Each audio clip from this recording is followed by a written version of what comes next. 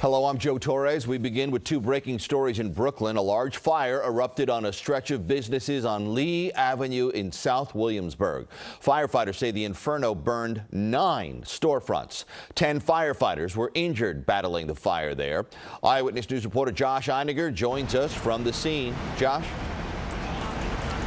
Unfortunately, Joe, all those firefighters are going to be okay, and we'll get a little bit more into that in a second. This corner is a center point of life in the Hasidic community here in South Williamsburg, and as you can see behind me, this entire corner, 9 stores destroyed at this hour. We can show you video as this fire really started earlier this morning. Not clear how or in which store it started at this point, but they were all closed, and immediately the flames jumped into the loft-like area that travels under the roof and above every single store, and once it did that, it was out of control. Firefighters had to force themselves into each of these stores. Each of them had gates, that roll-down gates that were down. They had to force their way in and fight the fire in every single store. That's why it hit 5 alarms. It required a huge amount of personnel. 10 firefighters, as you say, suffered a variety of injuries, most of them smoke-related, but fortunately we are told all, as I said, will be okay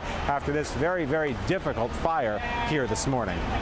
There's a space above the ceiling, in between the ceiling and the roof. It's called the cockloft. The fire was well advanced in that space before we even got here. So the operation is we have to force our way into every store, 9 stores. They have roll-down gates, and stretch a hose line to each store. So it takes a lot of staffing, a lot of a lot of work, a lot of hard work. It's not an easy task. Many dozens of employees are without a job, and 9 businesses that have to completely start over. This is a tragic day for the community in South Williamsburg. Lee Avenue is the heart of the community. It is where everybody comes to shop for every need that they may have. And this fire is devastating.